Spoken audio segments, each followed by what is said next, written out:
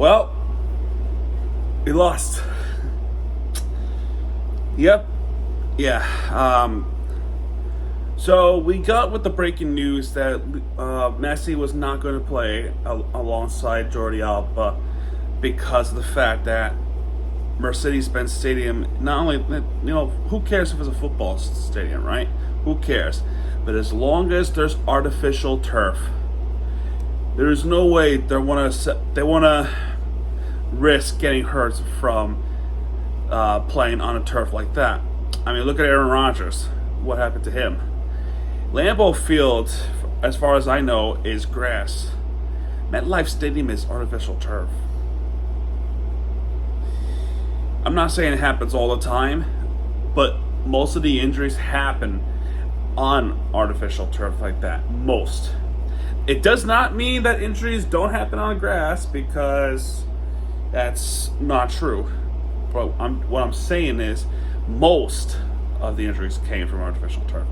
So that's why Messi did not play. And, I kind of feel bad for Atlanta fans too, because this was meant to be one of the bigger crowds that we've seen in the 2018 MLS Cup Finals at Mercedes-Benz. This would have been great for the business. It would have been nice for them to see Messi and to get the experience in. However, they did not get to do that.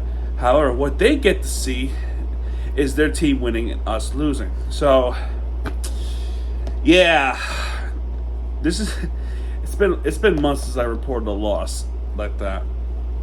Probably first loss I've ever recorded in a recap since NBA Finals and Stanley Cup Finals. I mean, this sucked.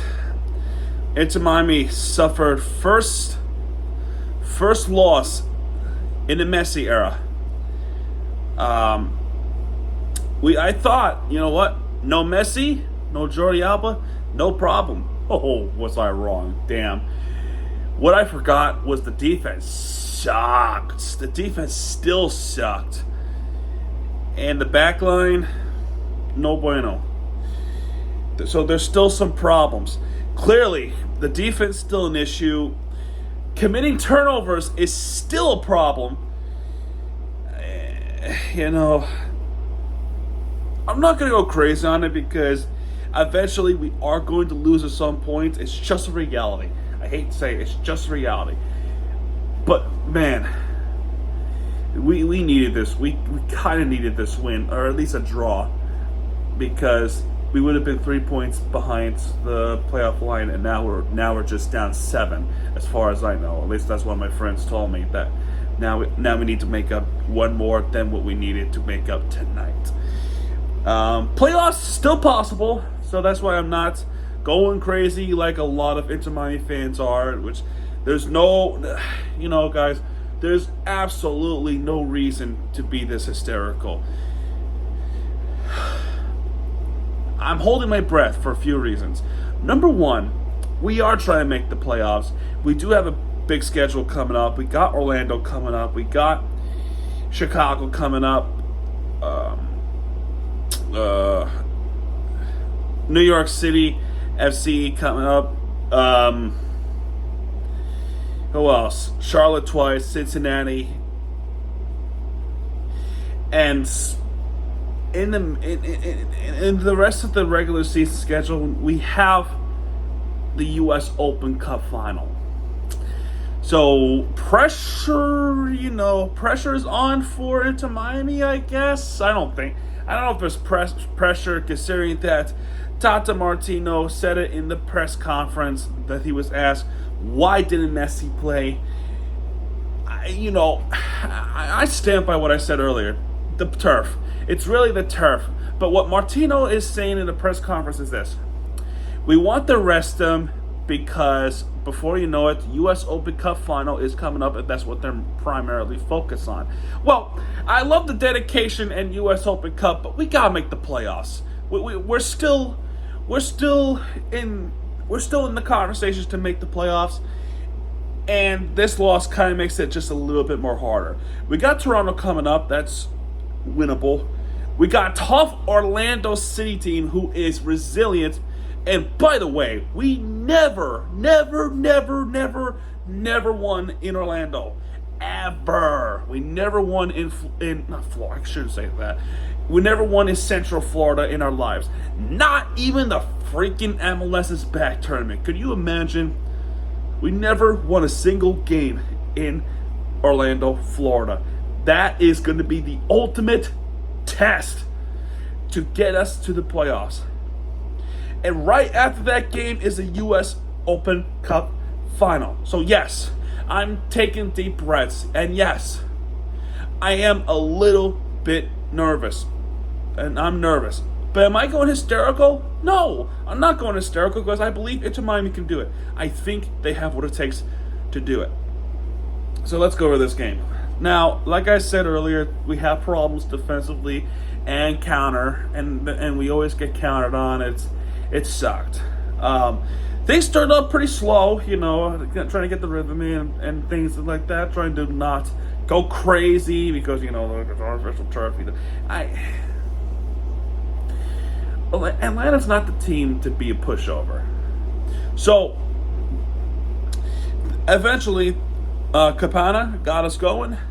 Now, what happened was, there was a golazo, and it hit the top post, rebounded back to Capana, and then the circus shot goes right to the back of the net. Now we lead 1-0. Good stuff, right? Good stuff. So, we had a situation at the 36th minute. Tristan Moyampa Kita, I don't know how to pronounce it. I do apologize, Atlanta fans.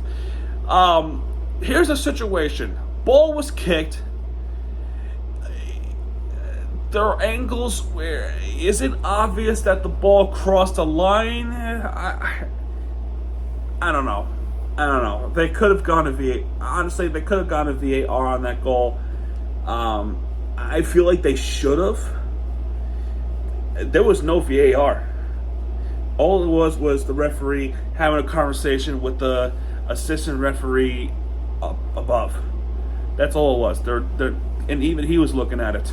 Was it clear and obvious that did it cross a line? Here's the situation. I know I kept saying that. The ball on the line, right? On the line. Bounces up. Did the ball slightly shifted towards the back? If it did, where was it when Drake Callender saved it? Seemingly so. Or pushes it out. Where was it? Initial call was good goal. Looking at it for about a few minutes, they seem like it's not clear and obvious. There's no evidence to even overturn it, unfortunately. That sucked. Honestly, that sucked. Goal stood, and next thing you know, disaster struck. Kamal Miller, what are you doing, dude? What are you doing? Kamal Miller accidentally puts one into the back of the net for Atlanta, and just like that, Atlanta has now have the lead 2-1. Oh, 3 minutes later, it gets even worse. Brooks Lennon gets one into the back of the net, gets a wide open lane towards the left, going into the penalty box, just kicks one in through the left, and Atlanta with 3 unanswered points. Now, granted, the first one was an answered back, but the 2 other goals were unanswered goals, and just like that, after lead 1-0 for quite some time, and all of a sudden now you're down 3-1. That is unacceptable defense. Unacceptable. That's something that they need to look at when the off season does happen, because this cannot happen. It just can't. Now, second half comes along. After halftime, there was a shout for handball at the penalty box, and penalty was given to Miami. And who else? It's Capana trying to get one in, and he did. It was a slick, cold, hot, spicy shot to the back of the net. Just like that, we were down 3-2. So, Inter Miami had the momentum there. They had the momentum trying to get this equalizer. They just could not able to pull a trick. Kermashi was close. Campana almost had a hat trick. Robert Taylor almost getting one in. Busquets trying to be the playmaker, but without Jordi Alba trying to make that play assistant mindset, that's a tough one right there. So then, oh, by the way, as this game was going on, the Marlins were playing the Braves. So, can both they win? No, because one of them did lose. It was this one, but did the other one win? Yes, that team won the series against the Braves. Did it make me feel better? Slightly, maybe. I guess it's in some ways sports honors even, but I don't know. I'm getting off topic now. Like I said, passing counters are awful. What ended up happening was Atlanta countered the pass, and then eventually they got one into the back of the net to make it 4-2 at the 76th minute. It's Georgios. I'm going to say Georgios. Giacomakis. If I pronounce it wrong, again, sue me. One thing I learned about being a YouTuber is looking at these names and trying to pronounce them. Well, I'm terrible at it. Anyway, 4-2 Atlanta. I'm like, are you joking? This is how it's going to be. Now, then Martino decided to go offensive-minded much more. So who did they bring? Former Atlanta United player, Joseph Martinez. And he almost got one in too. It was just not enough. Now, at the same time, Jazz hit a grand slam for the first time this year. This is like a sports payments type. Tyler Wolff puts one into the back of net with that colossal goal for Atlanta, and that's pretty much it. Backline defense of the Inter Miami was weak. It was weak tonight. Unfortunately, we paid a big price on that, because that kind of defense, it's unacceptable. Unacceptable defense. Now, is this going to be like this for the rest of the year?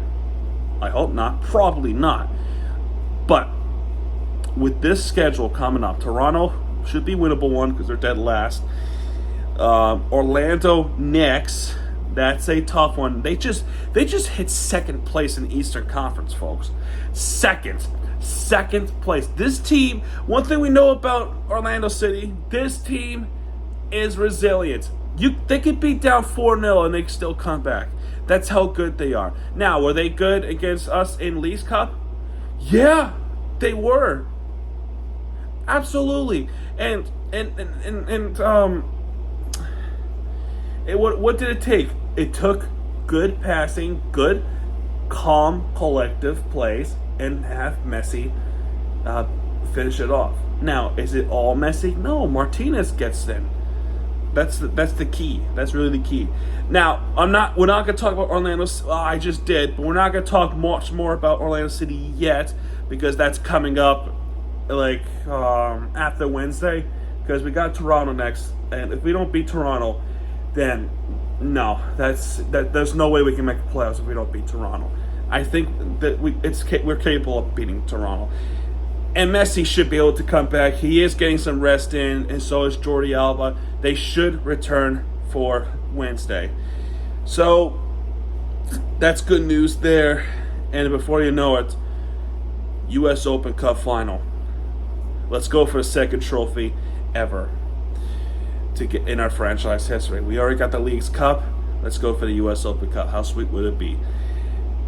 Anyway, that's going to do it for this video, folks. Unfortunately, I wish I would have bring you the good news here, but, sometimes life happens, and you just got to learn to live with it sometimes. But it is what it is. We lost this one. We only need to make up 7 points, as far as I know, 7. So yeah, that's going to do it for this video, folks. If you have enjoyed this video, hit the like button, subscribe for more content, because Miami TVG has it back, and when he does, he'll be right there with you for the entertainment you deserve. This is Miami TVD. Sign up, folks. Adios.